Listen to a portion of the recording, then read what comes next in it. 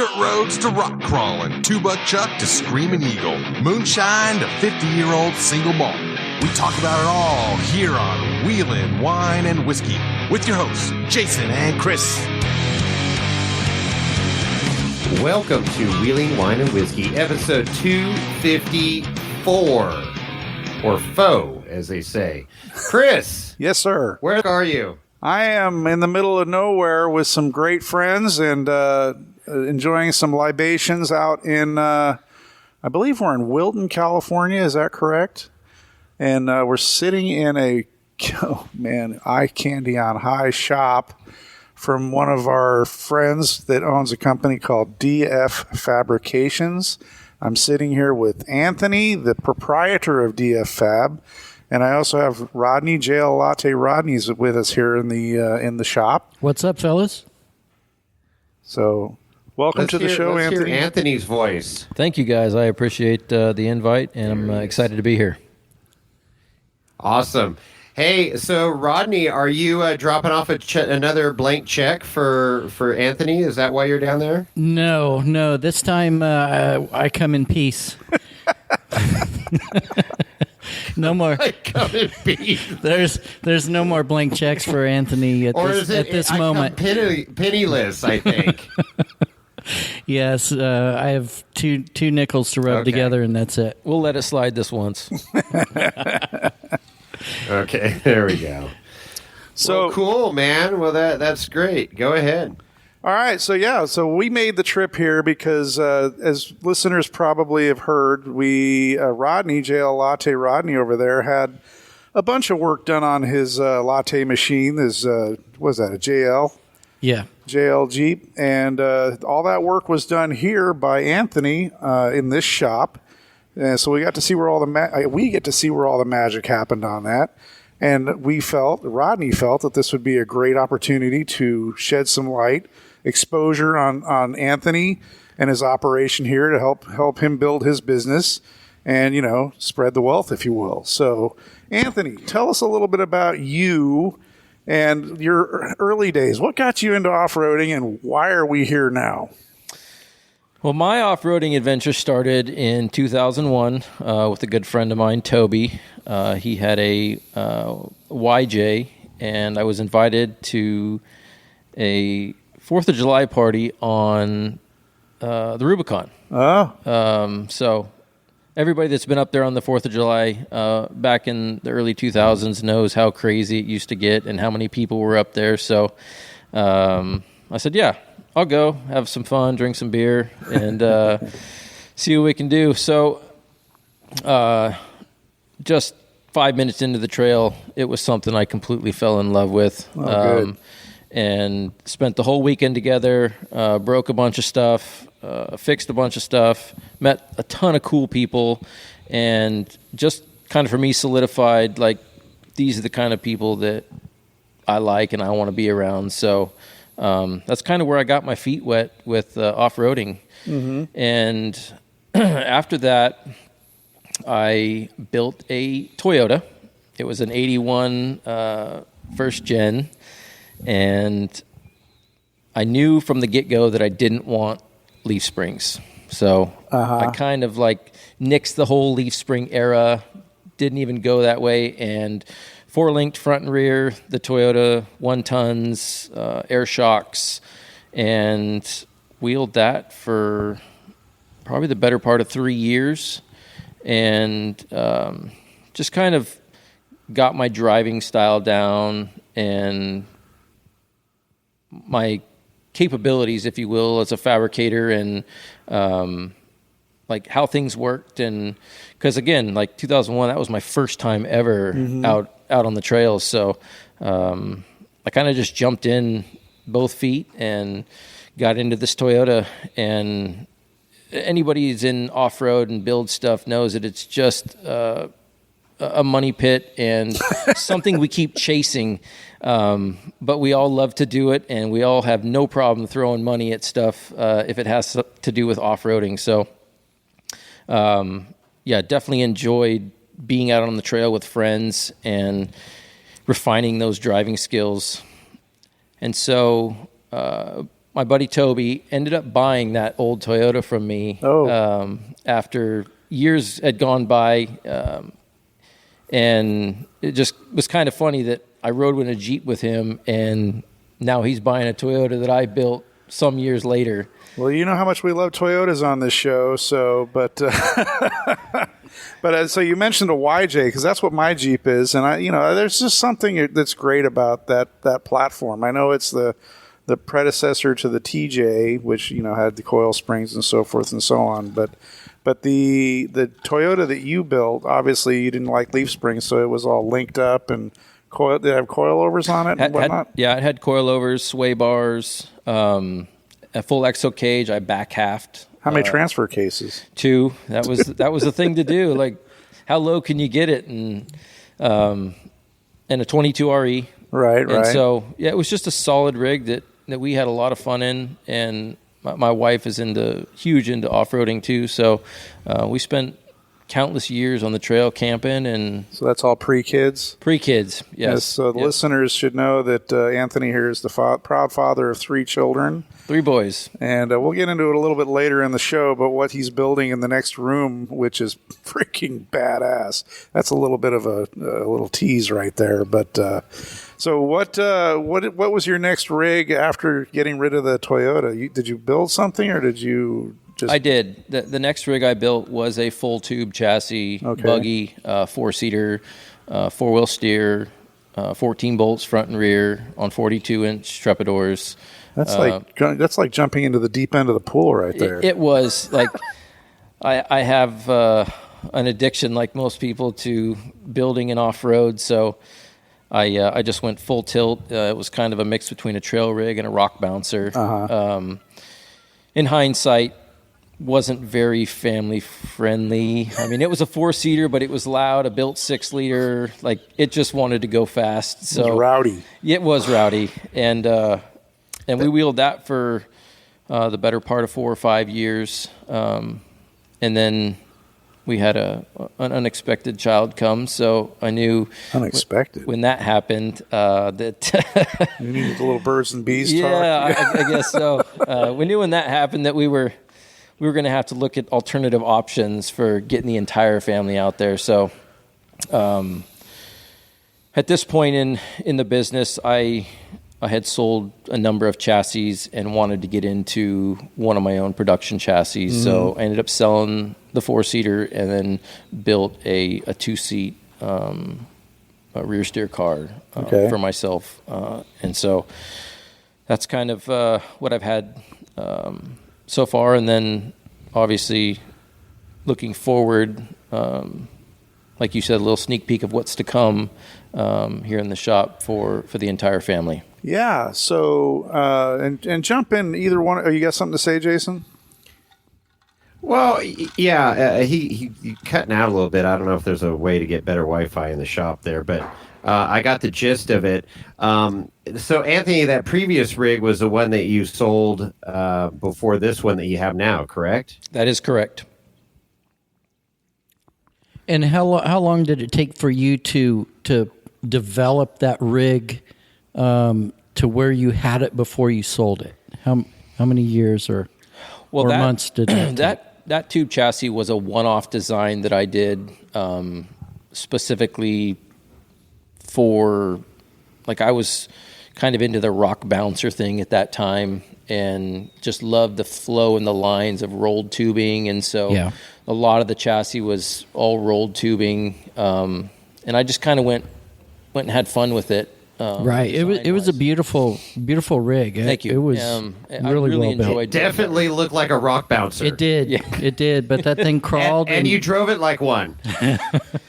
Well, it had all the bells and whistles to push the limits of it. So, but no, that's kind of where I started really refining fabrication skills and like what I wanted out of a production chassis. So, that's kind of when I moved into the design that I have now, that I've had for the last number of years, that most people have seen in the 2- and 4-seat platform.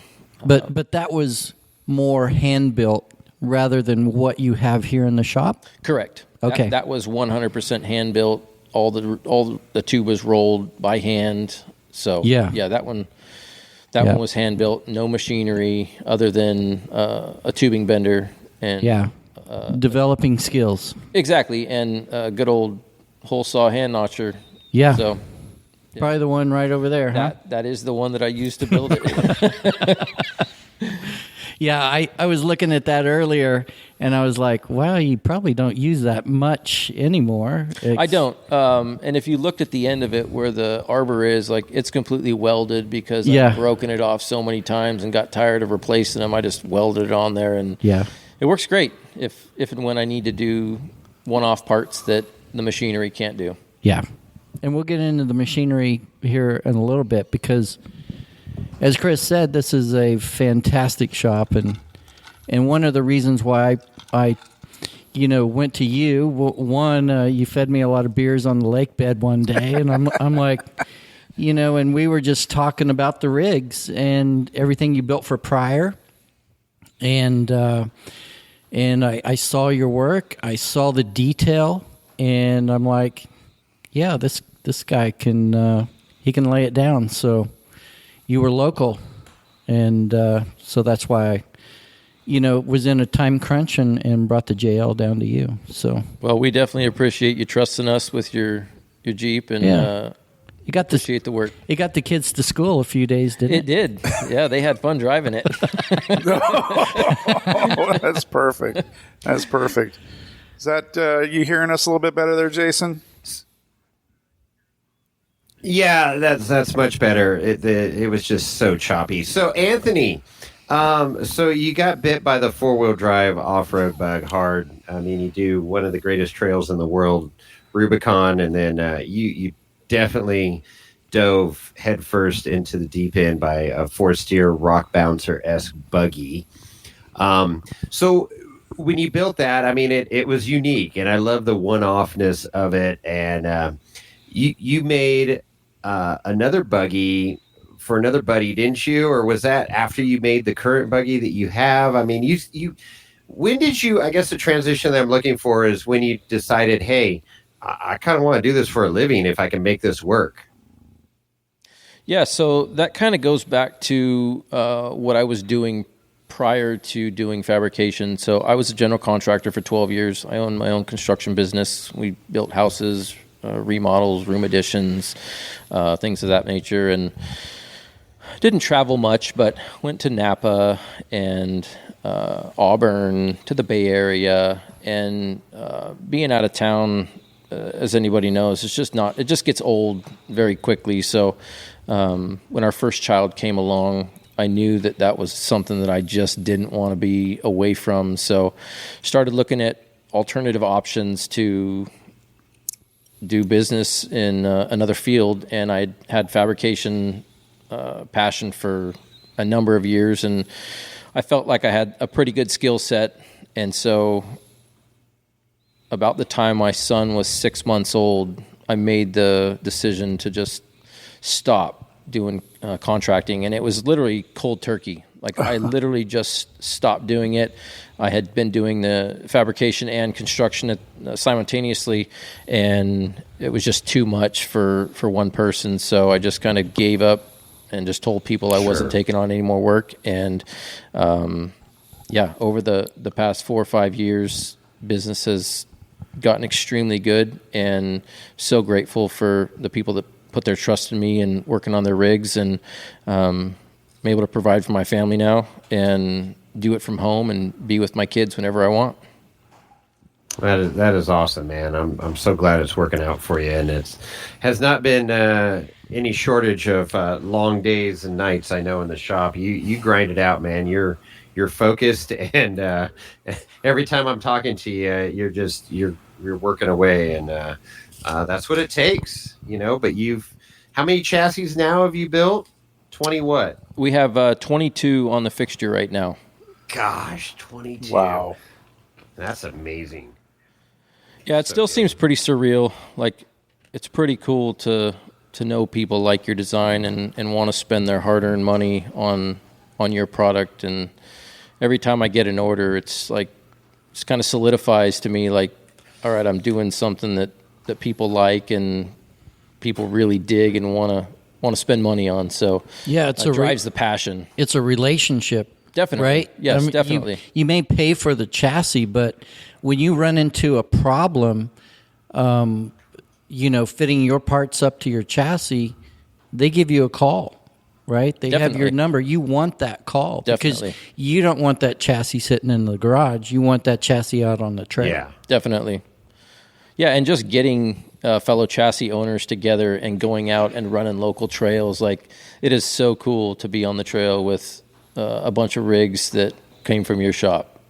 I can't really explain it. Not just vehicles, but works of art, I mean, something that you put your heart and passion into, heart and soul, and I think that, looking at around this shop and understanding the tooling that's required to build these rigs and the level of commitment you have to, some of these machines that you have in here have got to cost a pretty penny. So that's an investment that in not only your quality of your business and success of your business, but it also allows you to have more control over the end product, I guess, because you instead of contracting or subbing out, I guess in the early days you might have had to sub out more of the work, but as you develop your business and you buy more machines, your capability to do things in house gets better. Yeah, and that's the one reason that I bought the equipment was to keep things in-house and keep quality control as high as possible. Because anybody in a fabricator position, social media, you can see there's a lot of talent out there, and you really have to be on the A game every single time you step in the shop, and you got to produce top-notch work because there's a lot of competition, and I don't want people to go somewhere else to spend their money. I want them to come right here, buy one of our chassis, and create that relationship with us, that long-term relationship. Absolutely. Yeah, I mean, if you could and investing in the equipment, that new tube bender you got, that thing, or tube cutter, holy smokes. Yeah, it's pretty. How long is that thing? It looks like it's about 25 feet long or something. Or that one is a 24-foot model. They sell a 21-foot model. But yeah, it's amazing the capabilities that machine can do, and the world of opportunities is open for me as a fabricator. It's awesome. Yeah. Well, go ahead. Talk about that thing for a minute, man. It does square tubing and round, and it's super crazy. Yeah, so the machine is a Bentech made product. It's an A400 Dragon. It's a full CNC tubing cutter, notcher, engraver, and they have two different models, the A250, which is the machine I had when I first started tube chassis production, and it would only do round tubing, and I did a number of chassis on that and then upgraded to the A400, and the A400 will do 6-inch round, 4x4 square, rectangle, channel, and angle iron. Wow. So anybody that, the versatility of something that can do that many profiles of material, and integrating that into your existing models and chassis for different things to make things faster and easily to assemble.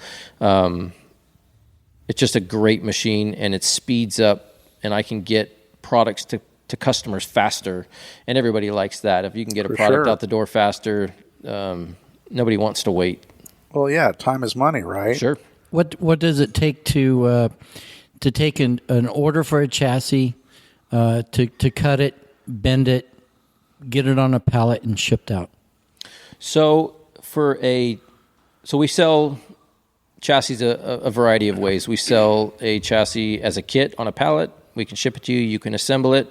The chassis are pre-cut, pre-bent, pre-notched, and the machine actually writes intersecting tubes onto the opposing tubes so that fitment with our assembly instructions is straightforward. And then we sell a 2-seat fully assembled and a 4-seat fully assembled. So the 2-seat on a pallet and taking it from the assembly, cutting it, bending it, cleaning it, palletizing it, is about a day and a half process. Wow. So Amazing. And these are to order. You don't inventory them. You don't have a stockpile. most everything we do is to order. If I had more time, I would definitely get some stock lined up because big warehouse. Exactly. Another building on the compound.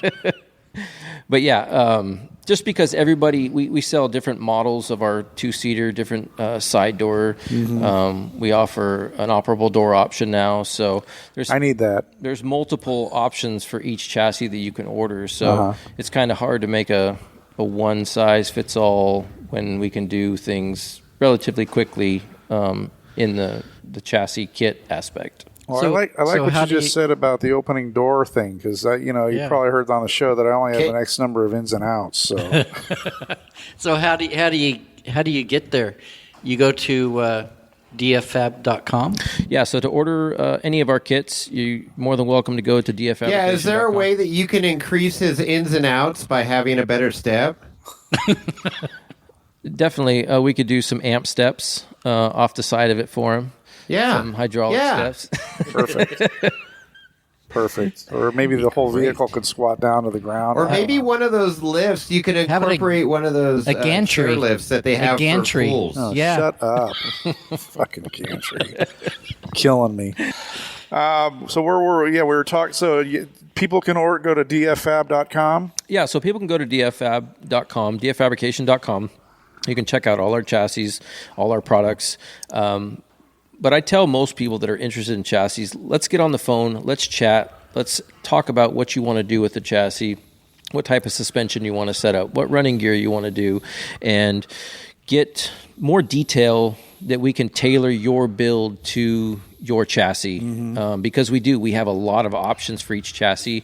And most of the time, I will send a spec sheet out to a chassis owner or potential owner, and they can check off boxes that they want and tailor it to their budget. So it just makes it a little bit easier for me to get an understanding of what the customer wants, so that we can build them, some of them, a lifetime rig. Sure. So do these are kits, right? So do people come to you and say they want a turnkey deal? They want a whole rig built and you just want to pick it up with a trailer and drive it to the trailhead and go off-roading? Most definitely. We've had those customers come in, and that's what they want to do. They don't want to do any fabrication. They just want to pick it up, go drive it, and go have fun. And so, how does that conversation go? I mean, it's like, what kind of wheeling do you do? Where you want to go? I mean, how many people are you going to have in the rig? I mean, it's a give and take and a full dialogue, right? Most definitely. And most of the people that do turnkey stuff have had previous rigs or buggies or Jeeps or whatever it may be in the past. So they got a little bit of understanding of what they want. But yeah, again, going back to like the detail and what they want the rig to be for them, we chat on the phone about it, and I get as much detail from them, because not one rig is going to be the same for everybody. So we want to tailor it to what they want to do and their rocks, whether East Coast, whether West Coast, like they're all different wheeling styles. So, and I just like talking with people about off-road and fabrication. I could talk for hours about it. It's just something right? that I'm fascinated by, and I just love building stuff. Well, the sport has exploded. I mean, it's been growing exponentially or consistently for quite a few years, and I think that with the pandemic, it really took off. But I mean, between regular street legal rigs like Jeeps and Toyotas and so forth, and then of course you get into the buggy world, and then you also have the other aspect of the off-roading world having exploded with, not like I said, with the regular street legal rigs, and then of course you got the custom built buggies, and then the other aspect of it with the side by sides, the UTVs, how those have exploded. And I mean, are you touching on or getting into any of that type of part of wheeling at all? Do you own one, or are you thinking about getting into that realm? Yeah, so we sponsored a Can-Am driver for the 2019 King of the Hammers. Was Brandon Hurd, a good buddy of mine, and we made some bolt-on stuff for him. We made a new cage, skid protection, and then our tire carrier. It's a bolt-on tire carrier that hangs off the back of the Can-Am, puts the weight down to the rear and low, and makes the car ride so much better through the desert. And so we've kind of dabbled into the UTV stuff, but our main go-to is the buggies. And the reason I got into the buggy side of things was because of just wanting to be like somewhat different than everybody else out on the trail. Sure. And so there's multiple different styles of buggies, platforms, 2, 4 seat, whatever it may be. But our buggy is tailored to the family, and that's one of the driving factors of why I designed my chassis the way I did. It's designed for comfort, and it's designed to take camping gear out on the trail for 3 or 4 days. It's got enough fuel. Like, I designed all these aspects into the chassis so that you could go run Sand Hollow, run King of the Hammers, run Ford Ice, or you could throw a bunch of camping gear in it and go camping for a weekend. Yeah, take your leisurely time on Rubicon, do 3 or 4 nights, Exactly. And so our chassis is a lot wider than most other companies, but I did that for a reason. And when you ride in one of my chassis, you can feel like how much bigger it is and how much more foot room you have. And it just feels more comfortable when you're not touching the shoulder of your passenger. And a lot of people that I've sold chassis to have bought them just for that reason. So kind of solidifies for me, like, the design is warranted and people do want that in a chassis design. Right. So we were looking at your new chassis. Is there a name for the new chassis? We have not named the new chassis yet. It's in the works, but yeah. We're breaking new ground here. We are, yeah. We'll have a contest. We should have a contest. Yeah. Name the chassis name contest. So yeah, one of the things I noticed on your new chassis was a refrigerator on the back. You've got a luggage rack on the top for gear.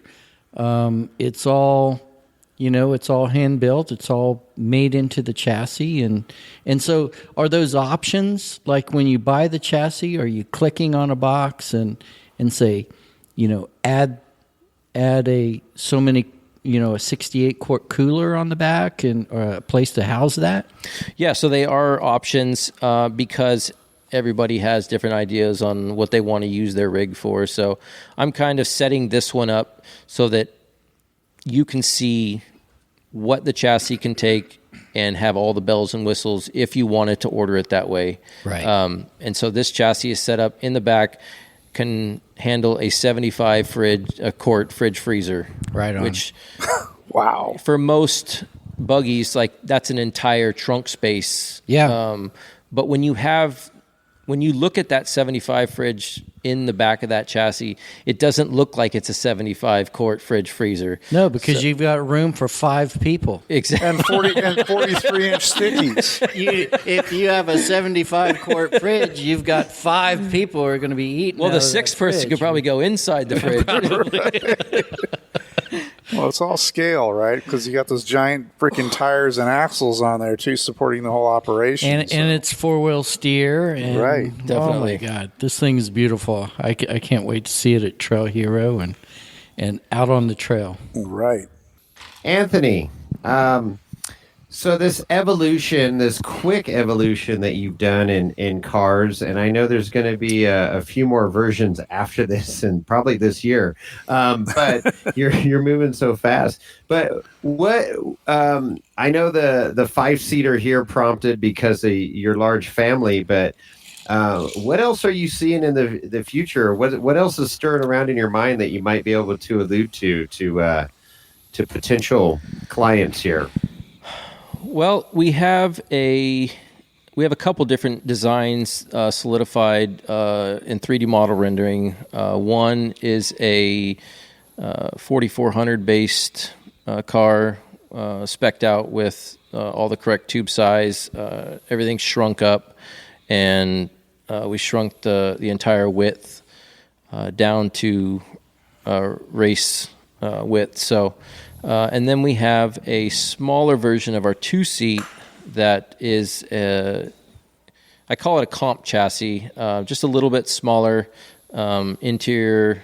Again, shortened up the entire chassis to give it a little bit smaller footprint and make it a little bit more nimble for competitions like We Rock and things like that. So we have a few things in the works as far as chassis, and then we have some other things in the works for parts. But the big one this year is going to be the release of the 5-seater. And that one, I'm excited to get in front of people. Not only is it 5 seats, but it's also got 4 doors that all the people can open up, and that's going to be really cool to show people. Yeah, it looks amazing, and with 4 doors, it's got magnetic locks. Yeah, I saw Those are badass. Right? Electromagnets. Yeah, we got electromagnetic locks that we're going to use on all 4 doors, and we'll be able to turn those on and off with our switch panel in the front. And then for safety reasons, by default, if power gets cut or when you turn the key off to the buggy, they will all unlock. So right on. it'll be very cool. Is that the first time that's ever being incorporated into a buggy, or is that something you've seen before? I've never seen it before. But again, I'm just trying to push the envelope Sure. and be creative and inventive and see where it goes. Right on. Very cool. Yeah. So we were like we just talked about. I mean, we brought up this 5-seat buggy sitting in the other room over there. I mean, that thing's going to be badass. I mean, tell us a little bit about the drivetrain you're putting into that rig. Yeah. So the drivetrain started out as rough stuff, fabricated 9-inch housings, and we did backbone trusses front and rear, and made some custom mounts for our PSC Rams. Okay. And then we used American Iron Off-Road, Inner Seas, and their new integrated double shear new casted knuckle design that they have. So Okay. they're based off of a Ford F350 knuckle, but the casting already has provisions for high steer casted into it, and they're absolutely massive. And then we're going to use our lightweight brake kit. We sell a lightweight brake kit for Ford axles. And then the internals are going to be a Gearworks high pinion third member up front, and then a TubeWorks third member in the back. And then shafts will be 40 spline inner and outer with billet U-joints. Massive. And it's going to be awesome. And then we're running Vision wheels, 20-inch wheels with 42-inch red labels. Stickies. Yes. 42 stickies. It's all about stickies now. So I see quite a few of these knuckles sitting around the shop. Yeah. So tell me a little bit about those. I mean, those obviously aren't in the other room on your car, so you're working on these for other people? Yeah, so we build custom axles here. Okay. Whether it's rough stuff housings, Spider Tracks housings, retubing, Super Duty axles, 14 bolts, whatever it may be. And I got a good relationship with Josh, the owner of American Iron Off-Road, and so I love using his products. I've had really good luck with them, and as you can see, they're absolutely beef. They are. So those over there that you see are for a customer that had bought a chassis a few months back, and we got him set up with 2 Gearworks high pinion third members, and then he's going to be running 40 spline as well. Okay. Yeah. Very cool. It's just, I mean, it's gotten crazy. I mean, to think about the early days of off-roading, at least for me, the early days, and even it's still in the early days for me because my Jeep is still relatively stock. But I mean, I upgraded the Dana 35 to a 44, or Dana 44 in the back. with stock axles, which are, I don't know, whatever the diameter on. I think they're 30 spline or 31 spline. And then my front's the original Dana 30 with 27 spline.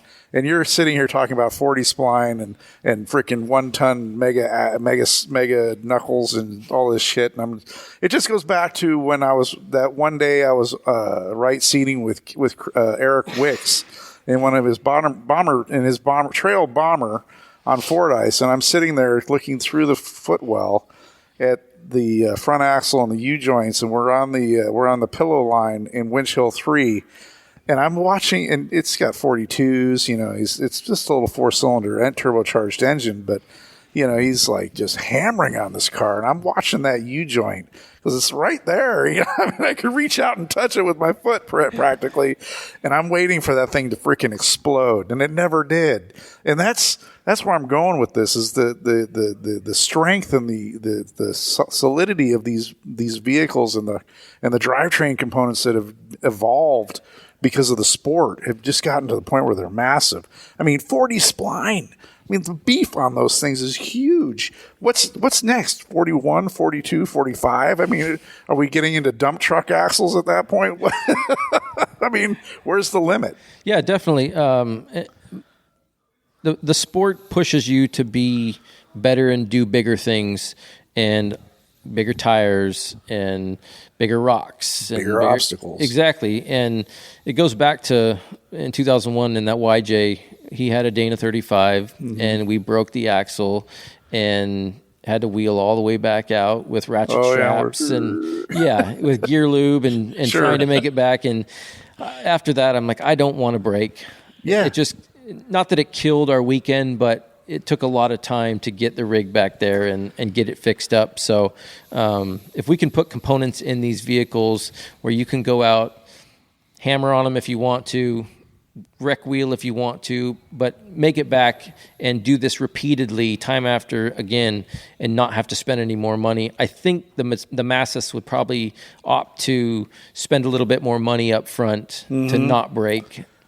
Well, I absolutely, and I wish I was in a position, as we talked pre-show. You're a businessman. You're living the dream. You're out here in the country. You got your family. You work next to where your family lives, and so your commute is super short. It's awesome. You can work as much or as little as you want. Obviously, you need to work to make money to deliver product to your customers. But to think that the industry is embracing this type of growth and technology and strength and it continues to grow, and I'm excited about it. Obviously we hear from our listeners all the time about it, but we've talked a lot about 2001, the beginning of your journey. So how many years have you actually, this is a corporation, you're incorporated, the whole deal? LLC. So when was that made official? 4 years ago. 4 years. So just a little after my oldest son turned 1. Wow. So it hasn't, the road of full-time employment in fabrication hasn't been as much as a lot of people in the industry, which is why I feel like I need to work so hard to catch up, to try to show people like I am a competitor and I have what it takes to bring you a product that may not be superior, but as equal to what's already out there and different. Yeah, well, and that's what's you need to be unique, I think, because as somebody on the show previously has said, anybody can take a couple of axles and a couple of a transfer case and engine and slap it all together, and at some point you're going to get some sort of off-roader out of it. And is it going to be a reliable off-roader? I don't know the answer to that, but it sounds like you take a lot of pride in your work. Your reputation is your word, right? And to build a company that's going to have loyal customers come and ask to build a product, and then not only do you build a product for you, but they continue to, maybe they evolve, they grow out of whatever their original rig was, and then they want something new from you. And then, so they see this uniqueness and they say, what's next? You know, is it going to be the much bigger 45 spline axles? Is it going to be electromagnetic hoverboards, or what's it going to be? You know, and that's super cool. So, I mean, some people, I mean, we've seen it. You know, they build a rig, and I'm guilty. I am totally guilty of that. Where it's like my rig is stagnant, but at the same time, I've got other commitments in my world, and I have to balance my life. And of course, Jason has his lifestyle, and of course, he's got the rock buggy, and Jason's not here. Jason's extreme, but He's back. you know, but it's like my rig, you know, it suits me right now for what I need it to do. I know it's not. I took it on Ford Ice once, and it's like twice, but. Do I want to someday have a badass, you know, rock buggy? Yeah, I think so. But I also look at people that have them, that have put them up for sale, and it's like some of these prices are untouchable. So, at least for me, because I know that with my daughter getting ready to go to college and all that stuff. But there are definitely people that live the lifestyle, are fully committed to it, and I applaud that, and I accept it and embrace it, because it makes this industry continue to grow.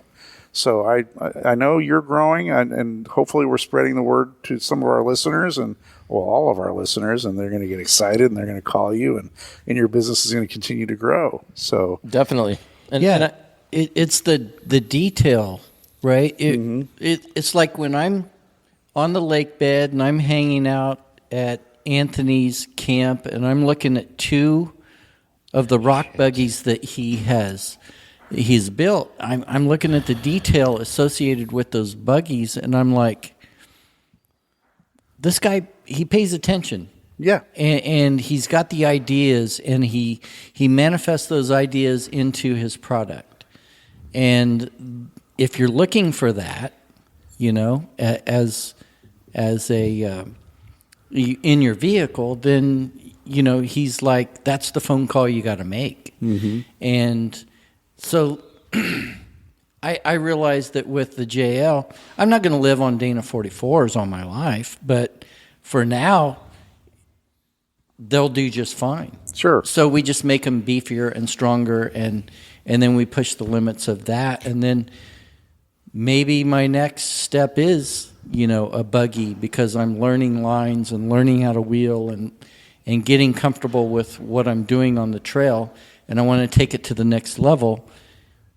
I see a JL on 43s with four-wheel steering. No, I don't think you do.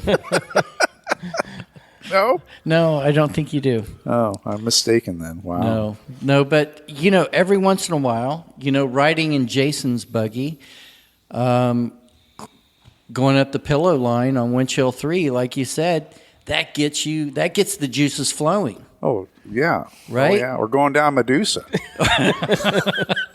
So, you know, you eventually want to do that stuff, and you want to drive it, not just be a passenger in it. And, you know, that's the kind of stuff that I think. I just heard Medusa. That's Yep. the kind of stuff that I think that Anthony is talking about. Beautiful. It's fucking gold.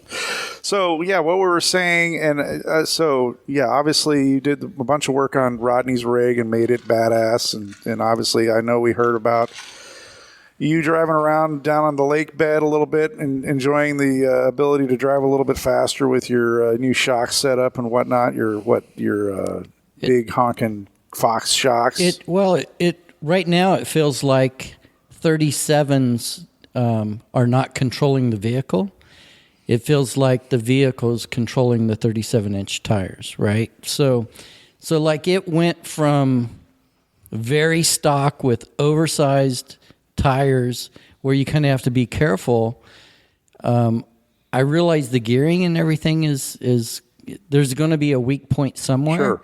And I'd love to find it at some time, but right now, like, just driving it on the street and driving it through the desert, there's really, like, the tires are not controlling the Jeep any longer. It's like the suspension is handling it, the stiffness of the gusseting and the the truss that we put on it.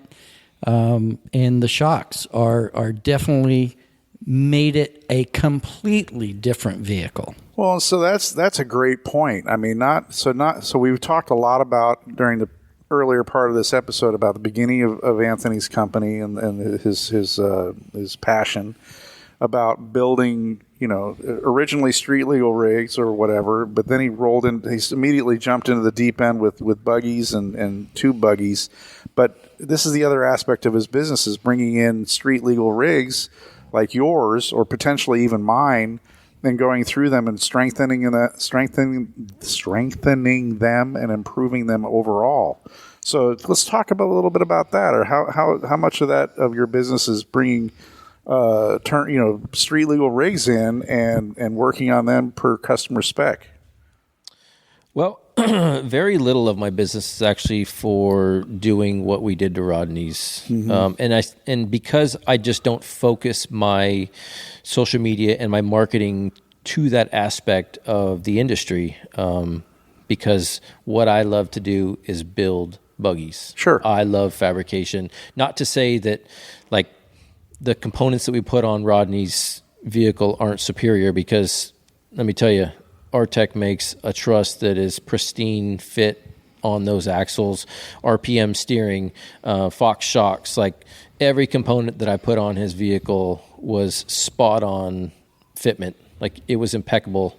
But it doesn't push me to be a better fabricator or think outside the box, which is what I like to do. I like to create and be inventive, sure, and come up with new things. And not to say that I don't enjoy doing that or those aspects of work.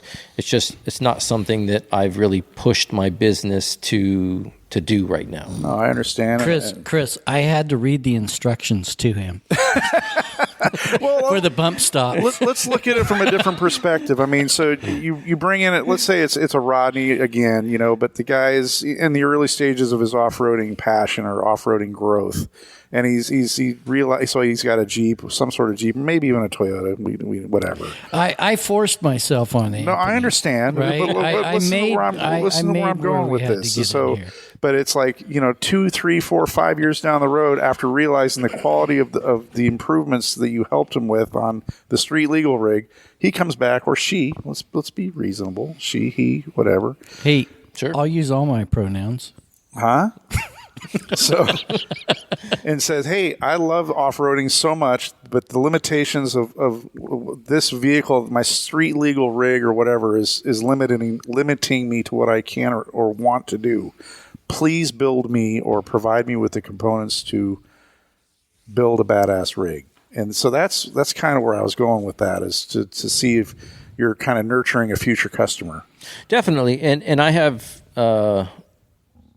looked into those aspects of business, and I wholeheartedly would enjoy doing that, no problem, because it's just like a buggy. Like, a guy comes to me, says, I want a chassis, basic chassis, takes it, starts building it, then comes back to me 3 or 4 times to buy different components for his chassis. It's the same concept. Like, he would go, his stock suspension, coils, links aren't adequate for what he wants to do now. So now we talk about doing a long arm kit, or, I mean, it just snowballs, and I can do all of that stuff, sure, to any vehicle, and so I just haven't pursued it right now. But it's something that we were going to be looking for in the future, and hopefully more and more people will see Rodney's rig and say, "Hey, where'd you get that done?" And that's right. It'll be a snowball. Does Rodney have a DFF big ass sticker on his car yet? The latte maker? Not yet. No, we're working on that. Happen. I see one on the fridge. Be a billboard over for Anthony's work.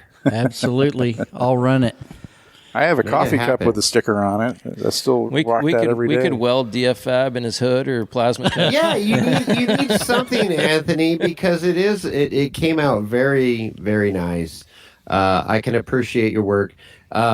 Seeing it work on the lake bed, Rodney made a few laps on the test section that we were out there with Ultra 4 Jones, and I could appreciate it, man. It was cool. Rodney was excited. It looks great.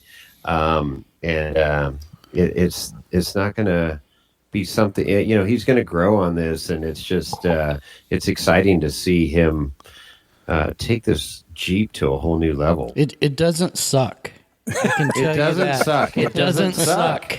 No, that Jeep gets wheeled. I mean, I remember him taking that on not Slick Rock, but what was that? Slick Rock was Blue rough. Lakes. That Blue Lakes run. There's one more modification you need to do, Rodney, before the next time you take it out wheeling. What's that, Jason? You need to put a sticker on the dash that says "You need to drive this home, stupid," because you don't have a trailer yet. I know. This is what happens. It's still my What tow rig. happens. You keep building bigger and better, and then you get out on these trails and you're following, us buggies or whatever, and we're doing stupid freaking lines. I don't And you're share like, everything I do with you, Jason. I know, but I've been out shopping here lately and looking and pricing and maybe something will happen here soon. okay, well, you got to remember to you got to still drive it home and hook up your trailer, the R Pod, and head back home. So That was the whole goal of buying a Jeep, was to drive it to the trail, whether it's in Johnson Valley or wherever, and wheel it and drive it home. and you have done that, and I can appreciate that. I'm like, that's cool, but I'm beyond that. I'm way beyond that. I know you are. I like my creature comforts. I like my massaging seats and shit. But, it's cool. So when you get a trailer, here's what's going to happen. I'm going to change that sticker on your dash to "Do it for the gram," like Colin Smith from Polyformance, okay? Well, So I've got Polyformance on my Jeep too with the reed knuckles. exactly. Exactly. A little shout out to Colin there. I know he listens to the podcast, but he does have on his freaking Toyota dash, he's got "Do it for the gram," and he wheels the F out of that thing. So, Yeehaw. no, cool stuff. Have we talked about Trail Hero yet? I don't even No, know that's where I was getting ready to go. I was Okay, getting ready to good. go there. So I know early pre-show we were talking about you going to Trail Hero this fall, Yes. and you're gonna have a booth. Let's I am. talk a little bit about that. Yeah, so this is going to be our first year as a vendor and first year in attendance to Trail Hero. So very excited about that. Been watching all the videos and pictures and a future of previous Trail Heroes, and always wanted to be a part of the event. I thought it was a great cause, and like-minded fellow wheelers, buggies. It's our people. Yes, definitely our people, and so this year I'm taking the plunge, and I got a booth set up. We're gonna have a 20 by 20 booth, and we're gonna have one of the buggies on display. Cool. And then we're gonna have the another buggy down there as well in person. So we'll have a couple rigs down there that people can check out, and we'll have a ton of products for people to look at and buy. So if you're down there, come out, check us out, say hi. Can I make a prediction? Yeah. Please. Okay. So, this is your first time going down to Sand Hollow and Trail Hero, correct? Correct. Anthony? Okay, so this is going to be great. You're again diving into the deep end of the pool, and we're not talking like the 6 foot, 8 foot deep end. You're diving in like the professional diver, like 20 foot, deep end. You're going to get down there. You're going to set up your booth. You're going to fall in love with this place. You're going to go out wheeling with us and go, okay, this is great. These are my people. I see here. Let's just document this right now. You're going to sell no shortage of 6 chassis down there at Trail Hero during that event. And you're going to go out and so this is Trail Hero 2024. Trail Hero 2025, you're going to be back, and you're going to lead a run out there so like BFG does it. There's like area BFE out there. They call it, area BFG. And then Milt's Mile turns into Morflate Mile, like if Tyler sponsors it. So there's going to be some trail we're going to find out there that you're going to fall in love with, and you're going to host a trail day in 2025. That's my prediction. Wow. I like it. It's cool. And I love that you're pouring. You know, you were supposed to be there last year. Things didn't work out. Last year was kind of a crazy year for everybody. But you are so committed to making this the year, and you've already got some displays made and stuff. And I'm super excited to see you out there because, like I say, these are our people, hardcore rock crawlers that go out there to Trail Hero, and you're going to gain a huge fan base in a short amount of time. Yeah, and I think that's one of the reasons that I am really looking forward to going down there. One, taking the family, getting more exposure for my boys, and two, just talking with people. I love talking with people about off-road, about their interests, about what they have, and which is another reason I love buggies, and is because there's not one alike, and I love that everybody has a different vision for what they think works or is cool, and I don't think there's one thing that's wrong. And so I'm really looking forward to getting down there and meeting people and doing a ton of wheeling. Absolutely, and the contacts you're going to make, and the terrain you're going to see, and this event has grown exponentially in the last 3 years. It's going into its 8th or 9th year, I believe. But holy smokes, this is going to be great. And you mentioned the family, and that's another great aspect of this event is it is family friendly because, you know, you're out doing some hardcore trail and, you know, you're going to take your kids out a day or two or whatever, but the rest of the time they're going to be like, no, I want to go play at the lake and in the sand and stuff. And there's something for everybody there during the entire week of the event. And you could, you know, I don't know how your family is, if they're kind of early or late risers, but literally you could wake up early and we could go hit like 3 trails and you could be back at the house fixing breakfast for the family, you know, and still do the family thing. So it's got so many great aspects throughout the week that it just, everybody has a great time. Yeah. Whether you're wheeling or not. That sounds like my kind of morning. I am definitely an early riser, and my family is an early riser. I'm in the shop by 5 a.m. every morning, and I go in at 7 o'clock when they wake up, and we cook breakfast every morning. So we can make that happen. Perfect. We could because see, we were doing night runs, but then this last Trail Hero, we were like, let's do early morning runs because it got hot. And we were like, let's get out before the heat. Let's get out before the runs. Let's go have fun. And so we do that. We'd wake up, morning run, and head out. So, all right, you're part of the morning crew. I love it. Yep. All right. We're drinking coffee instead of, whiskey. No whiskey on the trail, Chris. Instead of sodas, I was going to say Dr. Pepper. James and I like to drink Dr. Pepper out on the trail. That's our Red Bull. So, yeah, whatever your pleasure. But, anyways, it's going to be so cool. I'm so excited for you and where you've come from to where you are today to what's going to happen at this event in October. And I shit you not, man. By December 31st, you're going to have all these new orders, and you're going to be like, "What the hell's going on?" This is the right crowd to focus on and cater to. Good. It'll be a good problem to have. Absolutely. I'm taking your lead, Jason. Well, I'm just telling you, this is my prediction, and I'm sometimes I'm wrong, but usually not in the off-road arena.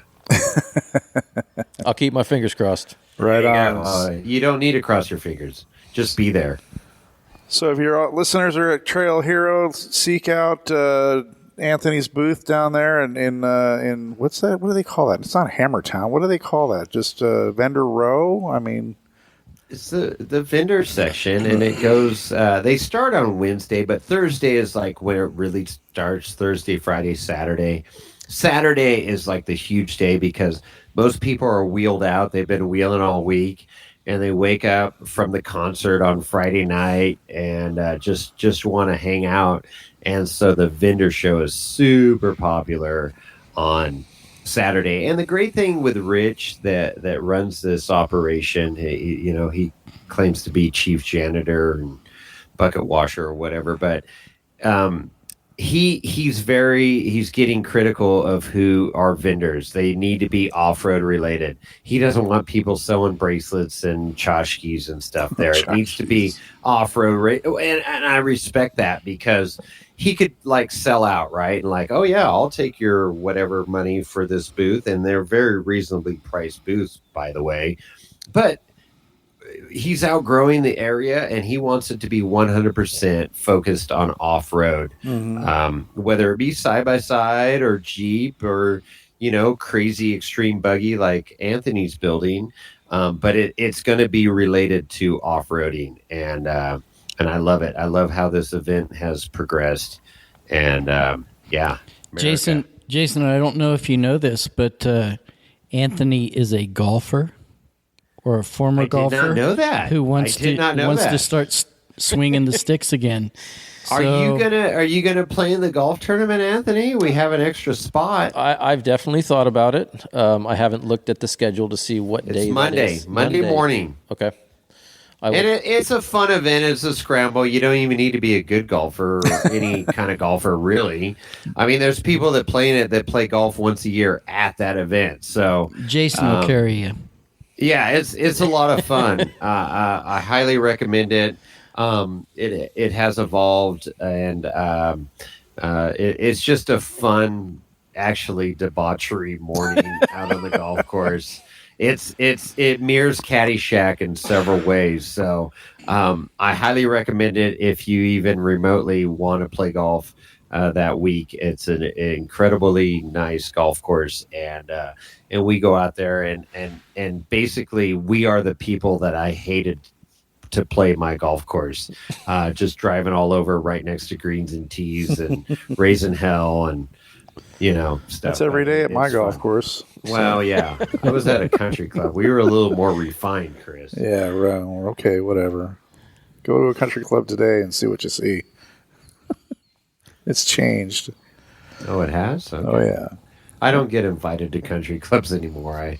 I play public golf here on horses. Perfect. All right. Well, do you have any other things polo. you want to cover, Jason? Well, I don't know. I apologize. It was a little frustrating. I couldn't hear everything, but I just want to summarize that if you are in the Northern California area and need any work like Rodney had done on his Jeep, call DFF Fab. Anthony will totally cater to whatever you're trying to do. From, hey, I want to go out on this fire road and I just want some better suspension, to I want to go do Fordyce in my frickin', Geo Tracker, and he'll make it happen for you. Or I want to do Fordyce in reverse, going 40 miles an hour in my tube buggy. Exactly. So I'm looking forward to this summer and wheeling more with Anthony. You need to take, my advice to you is just take at least one day off a month, Anthony, to go out wheeling and practice your craft. So and spread the word. Definitely, and when the new rig gets done, we'll be doing more than once a month. Get the whole family out. Definitely, yeah. Maybe get both rigs out. Perfect. There you go. Chris can drive the other one. I'd like that. That'd be great. You're more than welcome. Especially if it's got a door and you can get in. The doors would be good. Doors would be good. Well, once I get in and driving, I'm never getting out. So there you go. Anthony, how do people want to get a hold of you if they want to talk to you? Do you have phone numbers, IGs, Facebook? What's the deal? We got all kinds of things. We have our website, which is dffabrication.com. We have Instagram at dffabrication. We have a YouTube channel, DF Fabrication. We have Facebook, which is also DF Fabrication. We have TikTok. Wow, TikTok. Which is you're TikToking. Yeah, we got that. And telephone number is the best way out of any of them. If you want to get a hold of me personally, area code 916-203-7659. That is my cell phone, and I have it on me all the time. Okay. Be more than happy to answer questions, concerns, and call anytime.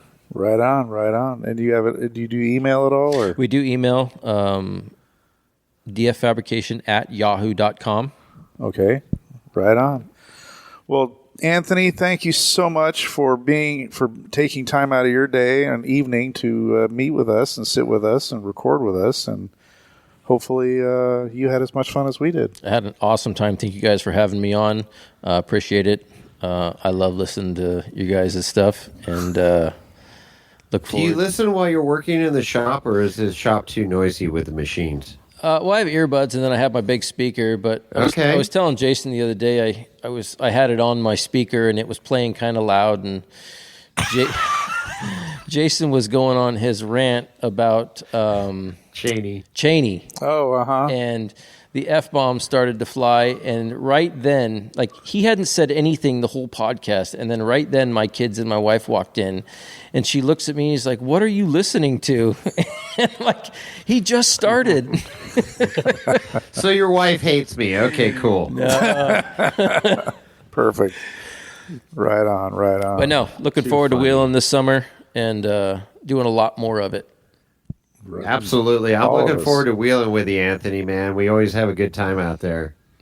Yeah, and we will be at Sierra Trek as well. Ooh, looking forward to that. This year as well. Okay, great. Yeah, gonna make that event happen as well. Right Sweet, on. sweet. Right on. Yeah. All right. Well, yeah, that's awesome, man. I thank you. And Rodney, do you have any final thoughts? Are you still there? I can't see you. Still here. I'm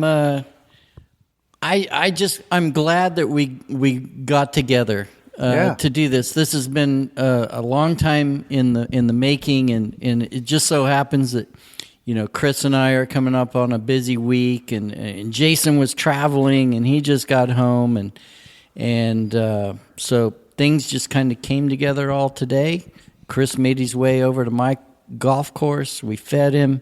We got him all pumped up and drove him here to Wilton. Yeah, you make it sound like I'm inflatable or something. Inflatable. We got him all fed. We got him all happy, and came over to do the podcast. So I'm glad everything turned out great. I think we really conveyed the message of what DF Fab can really do. Heck yeah. And the product that they make. Absolutely. Absolutely. Well, glad to be part of it. Well said. Well, this story is not over. We're going to continue this. And, Anthony, thank you. And Chris and Rodney, sorry about the internets here. I had good internet on my end, but apparently in Wilton there's some black cloud or something. But we made it happen. We persevere like we do in four-wheeling. If somebody fucking breaks down, we figure out how to fix it and get it back to camp and on the trailer or whatever we got to do to get you back. So that's awesome. Chris, did you announce how they can get a hold of us? Do I need to do that? I haven't done that yet. I'll be happy to do it. I'm happy to do it. So you can call and leave a voice message. That's 408-800-5169. Don't forget that number. That's 408-800-5169. Call and leave a voice message, and more than likely it'll get played on the show.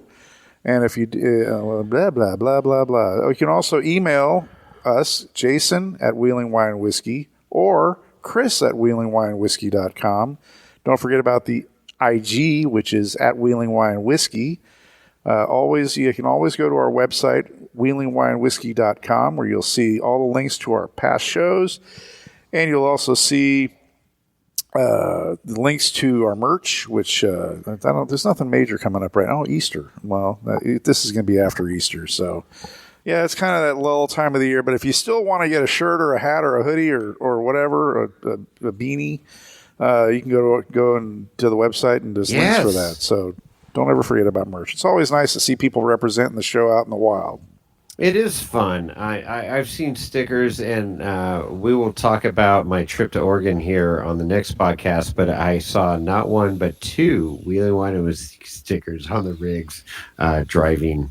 No kidding. To and from Oregon. Yeah, we're out there, Chris. We're somebody? Are you saying we're somebody? We're kind of a thing. Kind of a thing. Kind of a big deal. You know how many snail trail stickers I saw? 200. Hang on, let me count. 1, 2, 3. None. None. Big fat none. Wow. There you go. None.